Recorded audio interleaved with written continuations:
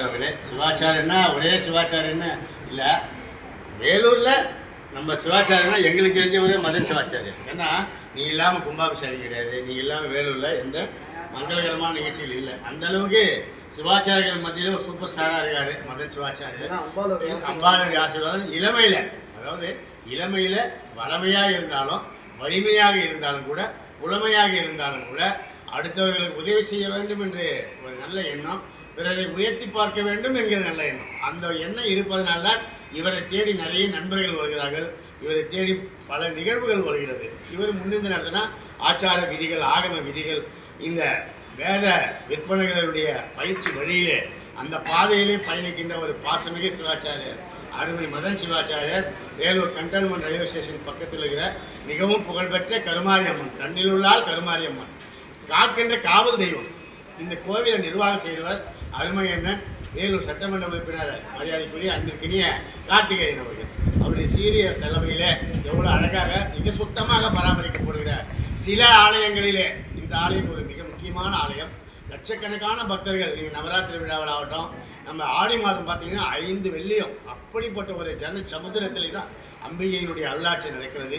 நான் என்னத்துக்கு இதை பற்றி இவ்வளோ டீட்டெயிலாக சொல்லலைன்னா, இங்கே நவராத்திரி விழா ரொம்ப சிறப்பாக நடக்கும். ஆண்டுதோறும் நவராத்திரி விழா.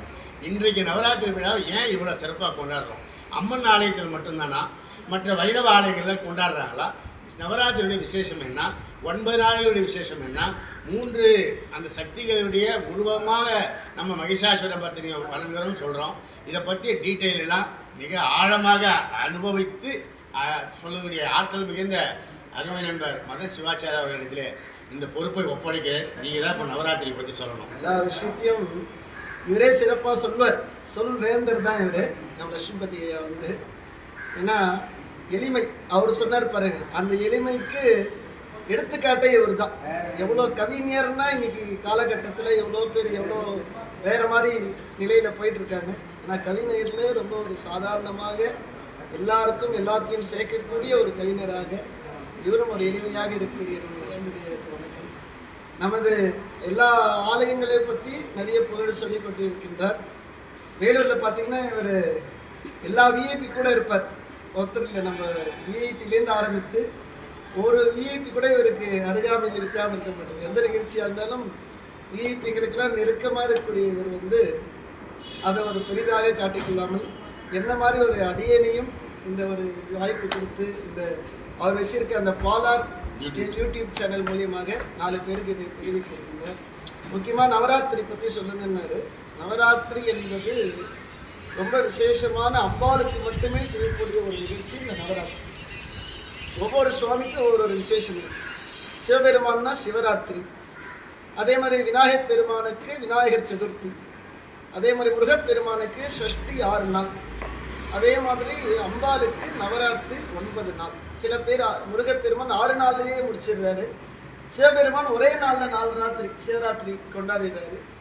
அம்பாளுக்கு கொண்டு 9 நாட்கள் 9 ராத்திரி சேர்த்து தான் 10வது நாள் விஜயதசமி என்று பெயர். இந்த 9 நாள் என்ன சொல்கின்றது அப்படின்னா, அம்பாளுடைய புராணத்தை சொல்லக்கூடியதான் 9 நாள். எல்லா சுவாமியும் அதே தான். சஷ்டியில் என்ன முருகப்பெருமான் சொல்கிறாருன்னா, 6 நாள் தாரகாசுரனை அழித்ததை பற்றி அவர் உருவான தாரகாசுரனை அழிக்கிறதுக்காக உருவானார் முருகப்பெருமான்.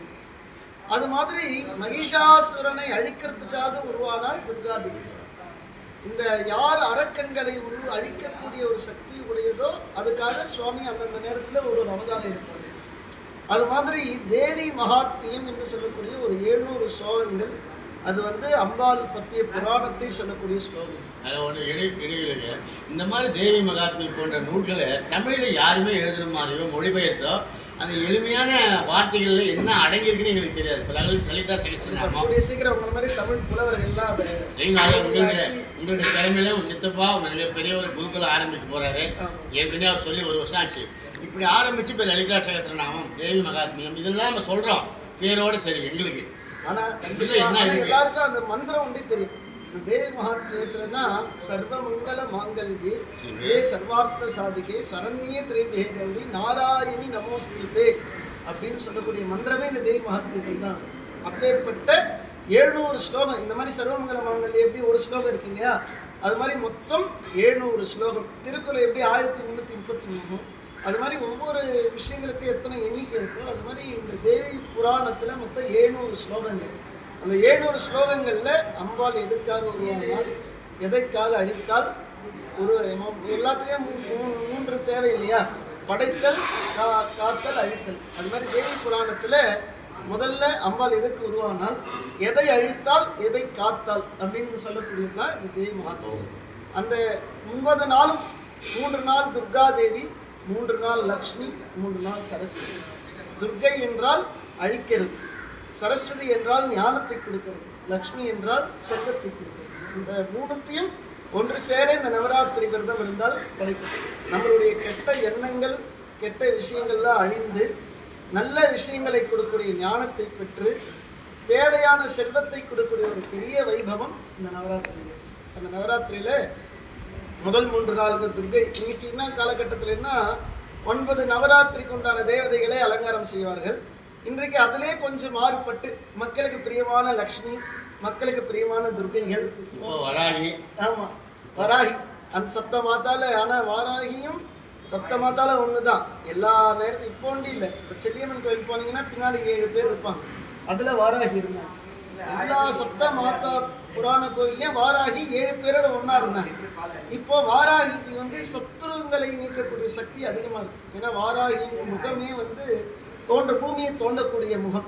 ஆனால் சத்ருக்களை நிவர்த்தி பண்ணக்கூடிய சக்தி வாராகிக்கு நிறைய இருக்கிறதுனால இன்னைக்கு மக்களுக்கு சத்ரு அதிகமாயிட்டாங்க. முன்னெல்லாம் சத்ருக்கள் கம்மியாக இருந்தாங்க. இப்போ அவங்களுடைய சுயநலத்தினால சத்ருக்கள் ஜாஸ்தியானதுனால எல்லாம் வாராகி தேடி போக வேண்டிய சூழ்நிலை ஜாஸ்தியாகிடும். ஆகையால் ஆனால் வாராகி என்பது புதுசாக வந்த தேவதை கிடையாது. ஆதி காலத்திலேருந்து சப்த மாத்தால பிராமி, மாகேஸ்வரி, வைஷ்ணவி, வாராகி, மாஹேந்திரி, இந்திராணி, சாமுண்டானி எல்லா கோயிலையும் இந்த 7 பேர் இருப்பார்கள், கிராம தேவதைகளாக. அப்பேற்பட்ட அந்த 7 பேரையும் இந்த நவராத்திரியில் வழிபட்டு இந்த துர்காலட்சுமி சரஸ்வதியை வழிபடுறதுனால நம்மளுக்கு எல்லா விதமான துர்குணங்களையும் நீக்கி நல்லதை கொடுக்கக்கூடிய ஒரு பெரிய வைபவம் இந்த நவராத்திரி. இந்த நவராத்திரியில் விரதம் இருந்தால் அம்பாளுடைய பரிபூர்ண அருள் நம்மளுக்கு கிடைக்கின்றதுல சந்தேகமே கிடையாது. அது மட்டும் இல்லாமல் ஒவ்வொரு நாளுக்கும் ஒவ்வொரு அலங்காரம், ஒவ்வொரு விசேஷம். அது மட்டும் இல்லாமல் இந்த நவராத்திரியில் விசேஷமாக வீணை, சரஸ்வதி வச்சுருக்க வீணை, பரதநாட்டியம் மற்றும் இன்னிசை இதுதான் ரொம்ப முக்கியமானது. ஏன்னா இயல் இசை ரொம்ப முக்கியம் இல்லையா? இந்த நவராத்திரி தான் இந்த இயல் இசையை பிரபாவப்படுத்துவதற்கு ஒரு வாய்ப்பாக அந்தந்த ஆலயங்களில் எல்லாத்தையும் செய்து கொண்டிருக்கின்றார்கள். அதில் அம்பாளுக்கு பிரியமான இன்னைக்கு நம்ம ஆலயத்தில் 3வது நாள் மூகாம்பிகை அலங்காரமானது நாம் செய்கின்றோம். மூகாம்பிகை கொல்லூர் மூகாம்பிகை ரொம்ப விசேஷமான ஒரு அம்பாள். மூகாம்பிகைக்கு இன்னைக்கு இளையராஜா போயிட்டு தங்க கிரீடமே கொடுத்துட்டு வராரு. மூகாம்பிகை பற்றி ஒரு படமே வந்திருக்கு. அந்த அளவுக்கு பிரசித்தி பெற்ற மூகாம்பிகை ரொம்ப வேண்டப்பட்டு தெய்வம். அந்த மூகாம்பிகை ஒரு நல்ல விதமான ஒரு அனுகிரகத்தை செய்யக்கூடியவள். அந்த நவராத்திரியில் அந்த அம்பாள் ரொம்ப விசேஷம். அதனால் அந்த அலங்காரத்தை இன்றைய பண்ணுற நேரத்தில் இன்னைக்கு எல்லாரும் இந்த அம்பாளை பார்த்தா மூகாம்பிகை தரிசனம் பண்ண பலன் இன்னைக்கு இந்த 3வது நாளில் நம்ம கோவிலில் விஜயதசமி. இந்த வாட்டி என்ன விசேஷம்னா நவராத்திரி 11 நாட்கள் வருகின்றது. திதி 2ஆக வருவதனால இந்த வாட்டி 11 நாட்கள் வருகின்றது.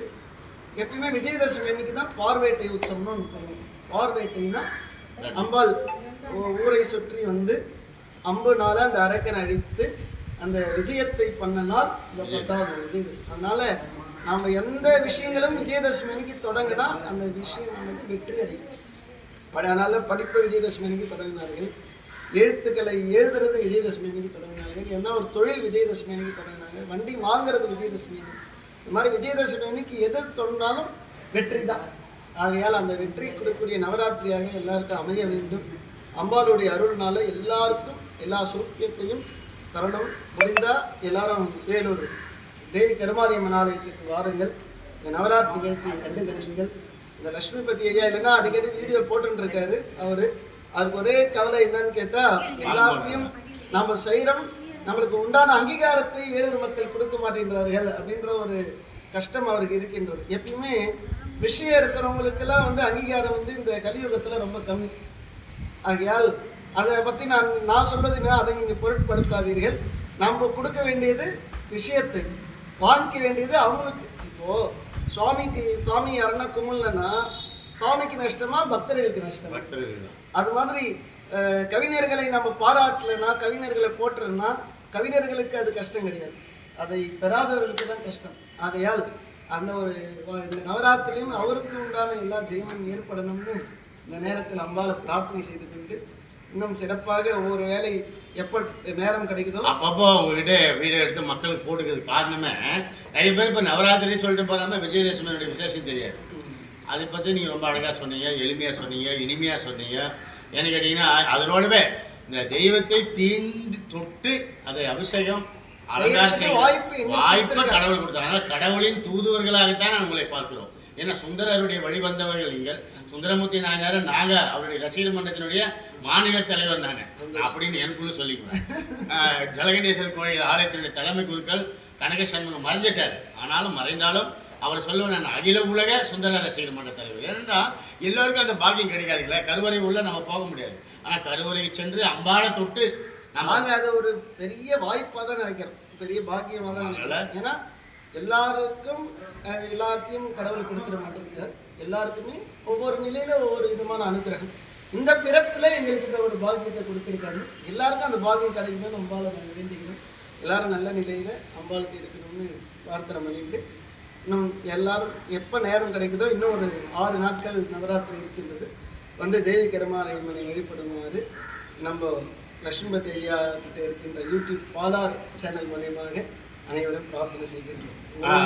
ஓம் சக்தியா, ஓம் சக்தி பராசக்தி. ரொம்ப நன்றி மதன் சிவாச்சாரியர்களே. காரணம் என்னன்னு கேட்டீங்கன்னா உங்ககிட்ட நிறைய இருக்குது. நீங்கள் ஒரு புதையல், ஒரு சுரங்கம். ஆனால் தோண்டி கொடுக்கணும்னு நினைக்கிற தங்கத்துக்கு மேலே 1 லட்சம் தொட போகலாம். 4 சவரன் வாங்கணும் பார்த்தா ரொம்ப கேவலமாக நினைக்கிறாங்க நகை கடையில். நான் 1 கிராமுக்கு போய் நிற்கிறது அவமானப்பட்ட வந்த கதையெல்லாம் இருக்குது. நான் ஏன் இதை சொல்ல வரேன்னா இவர்கிட்ட நிறைய இருக்குது விஷயம்.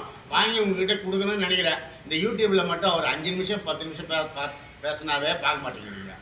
5 நிமிஷம் இவர் 20 நிமிஷம் ஒவ்வொரு யூடியூப் பதிவில் நாங்கள் போட முடியல. அதனால் வாய்ப்பு கிடைக்கிற மாதிரி இன்னும் தொடர்ந்து நான் மதன் சிவாச்சாரியர்கிட்ட விஷயத்தை வாங்கி உங்களுக்கு கொடுக்குறேன். நன்றி, வணக்கம்.